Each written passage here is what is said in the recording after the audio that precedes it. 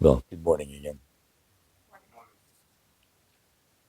So these are rhetorical questions I'm going to ask. I don't expect an answer. Why did the codependent cross the road? To help the chicken make a decision. Do you know what a codependent has in common with God? They both have a plan for your life. You know you're a codependent if when you die, someone else's life flashes before your eyes. And finally, what do you call a codependent who says no and doesn't feel guilty when he says it? Healthy. I I love watching old movies, especially from the 30s and 40s. So I watch TCM Turner Classic Movies a lot. And I happened to see one 10 or 12 days ago, 1939 movie starring the great Lionel Barrymore. And it was Calling Dr. Kildare. And Dr. Gillespie, who's Lionel Barrymore, is the mentor of the young Dr. Kildare, his young protege doctor. And although Dr. Kildare knows the names of all the diseases and whatnot, he has to learn yet how it is to practice medicine, how it is to doctor patients. So Gillespie says to him one day, he says, son, so often it's the invisible wounds that kill people, not the ones that you can see. And I knew right then and there that I had the content of my next Dharma talk. I never know from Dharma talk to Dharma talk what I'm going to speak of. I just wait for inspiration from something. So often it's the invisible wounds that kill people, not the ones that you can see, which is why I'm talking about codependency today.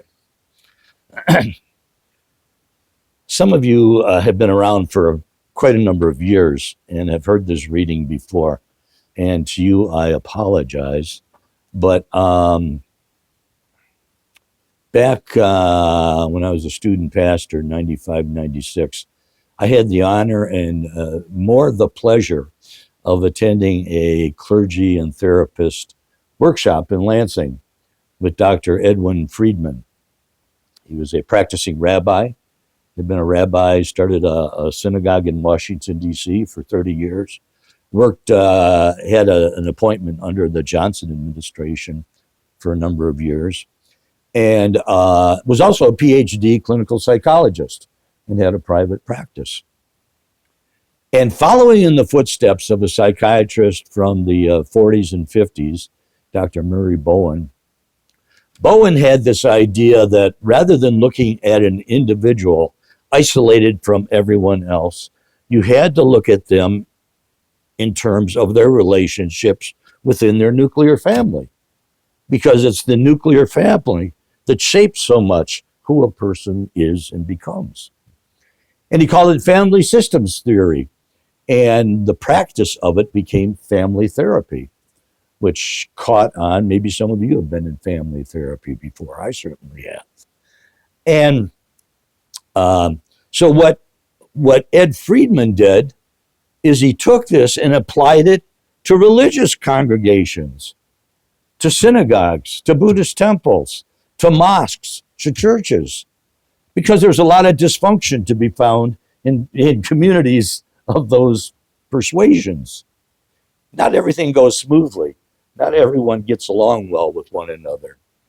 Supposedly because we're under the same umbrella, we all believe the same thing and accept the same thing. It's such nonsense. We don't. And it creates problems. And Ed Friedman wrote a book called Generation to Generation, which became a classic amongst family therapists. And then he wrote another book called Friedman's Fables, little stories that highlight different aspects of codependency. Just to give you an idea of what Ed Friedman was like, when we went out Friday night for supper, probably probably 15 of us went to a local eatery and drinking establishment. And I happened to sit at the table right next to Ed. And so I was able to overhear much of their conversation while we were eating and drinking.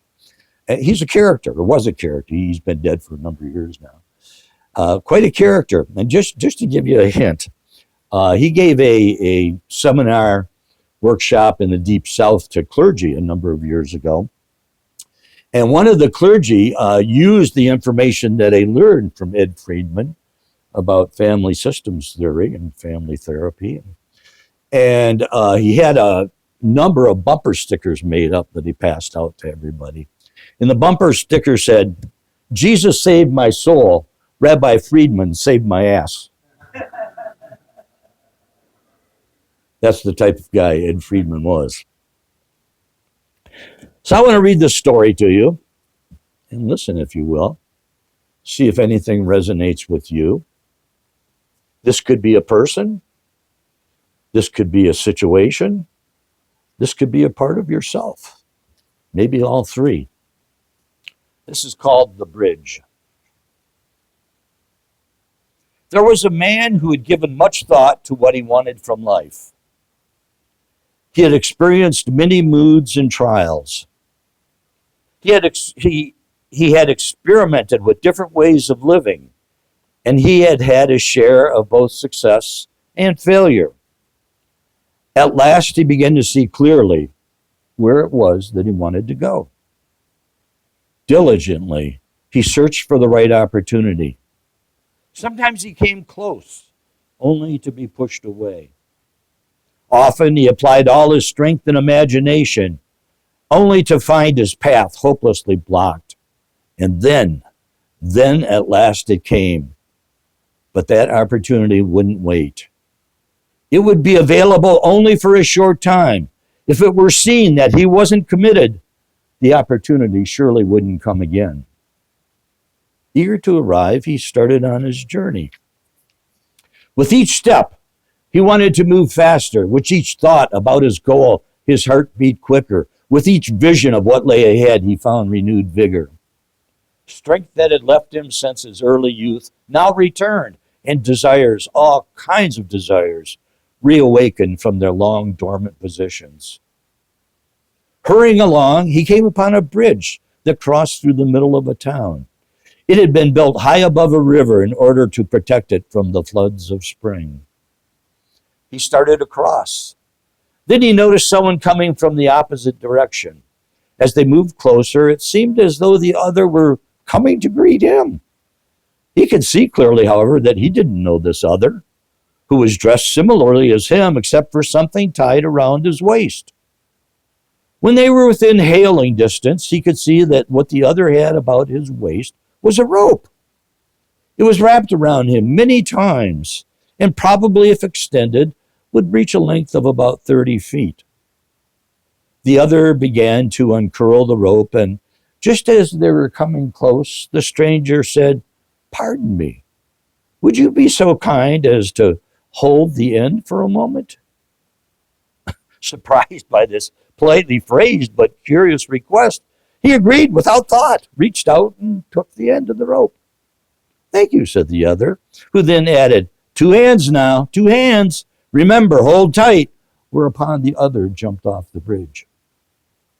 Quickly, the free-falling body hurdled the distance of the rope's length, and from the bridge the man abruptly felt the pull. Instinctively, he held tight and was almost dragged over the side himself. He managed to brace himself against the edge, however, and after having caught his breath, looked down at the other dangling, close to oblivion. "What are you trying to do?" "Just hold tight," said the other. This is ridiculous, the man thought, and began trying to haul the other in.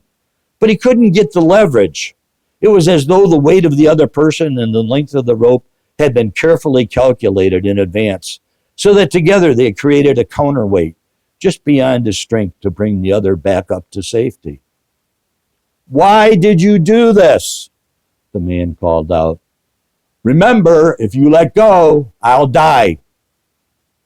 "But I can't pull you up." "I am your responsibility. Well, I didn't ask for it. If you let go, I'm lost. He began to look around for help. There was no one around. How long would he have to wait? Why did this happen to befall him now, just as he was on the verge of true success? He examined the side, searching for a place to tie the rope, some protrusion perhaps, or maybe a hole in the boards. But the railing was unusually uniform in shape. There were no spaces between the boards. There was no way to get rid of this newfound burden, even temporarily. What do you want? Just your help, said the other. How can I help? I can't pull you in, and there's no place to tie the rope so that I can go and find someone to help you out. I know that. Just hang on. That'll be enough. Tie the rope around your waist. That'll make it easier. Fearing that his arms couldn't hold out much longer, he did as told. He tied the rope around his waist. Why did you do this? Don't you see what you've done? What purpose could you have in mind? Just remember, my life is in your hands. What should he do? If I let go, all my life, I'll know that I let this other man die. If I stay, I risk losing my momentum towards my own long sought-after salvation. Either way, this is going to haunt me forever. With ironic humor, he thought to die himself instantly, to jump off the bridge while still holding on. That'll teach this damn fool. But he wanted to live, and he wanted to live fully. What a choice I've got to make. What do I do? As time went on, still no one came. The critical moment of decision was coming near. To show his commitment to his own goals, he would have to continue on his journey now.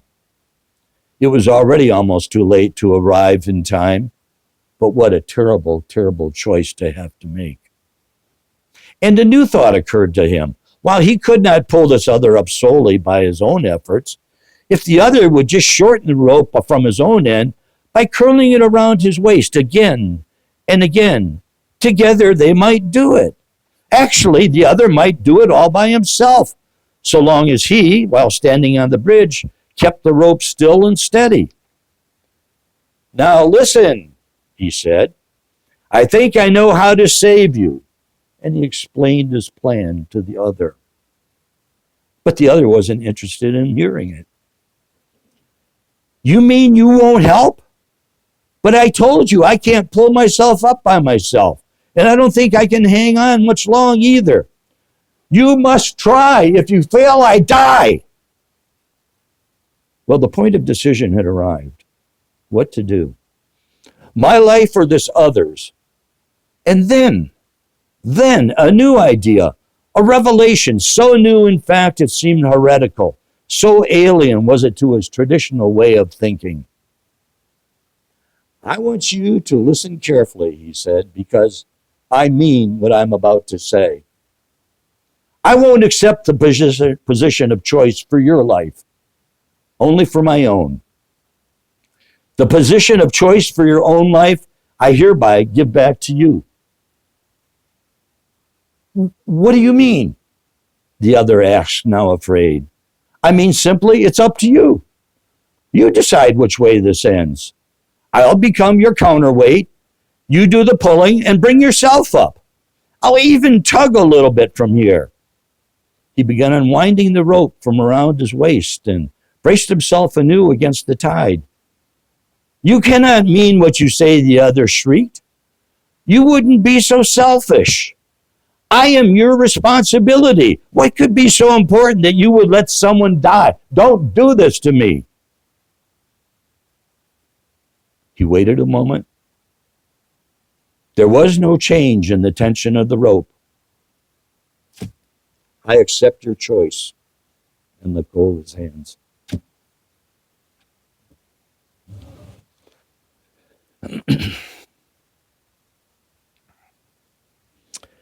When my first wife and I were going through a separation after 26 years of marriage, we both attended our own individual therapists, and we went to a joint therapist.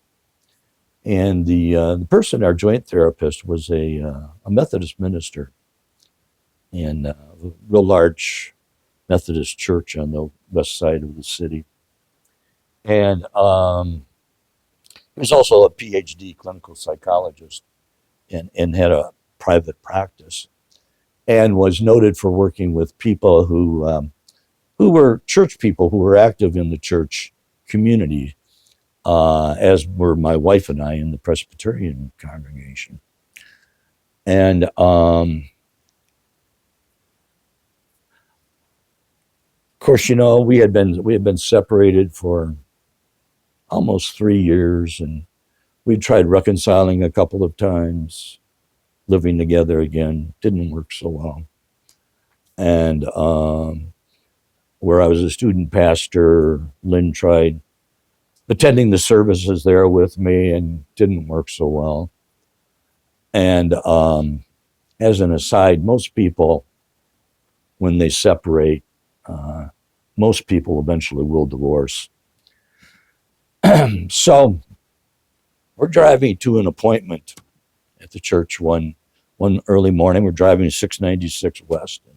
All of a sudden, as we're driving, all of these disparate ideas and thoughts that I had been rummaging through my head, and all of a sudden, literally as we're driving, the puzzle pieces literally all came together, and there it was. I saw what I had to do. Just as clear as day, I saw it. And we got to the church, and we both went to our respective restrooms before we were going to meet with our therapist. And my therapist happened to be in the restroom also. And I said, I made my decision today. I explained to him what happened. And he said, okay, let's not dilly-dally. When we get together and start, you've got to make that announcement. And we went in there, our meeting room, and I said, Lynn, I've come to a decision. We're divorcing. Now, the ride home that day, the two of us, was a ride I never want to take again, as you might well imagine. And yet there's this part of me, after 3 years of messing around and trying to reconcile, a little bit of happiness that a decision was made. Because we had tried the other and that didn't work. So this was the right decision, but it was one of the most painful things. And just because I made the decision doesn't mean it was easy at all. And it certainly was not easy on her, although I'm sure she knew it was coming. And like I said, it was one of the most painful rides in a car with my wife that I never want to take again. So how did I come about it? Obviously, I had been going to individual therapy. We had our group therapy, our joint therapist. But through contemplative practices in my Christian tradition, through meditative practices in my Buddhist tradition. Remember, I was going to Zen Buddhist temple out in Ann Arbor. And just a lot of thinking on things and letting feelings run through me and try not to act on them. Finally, these little puzzle pieces started to come into alignment.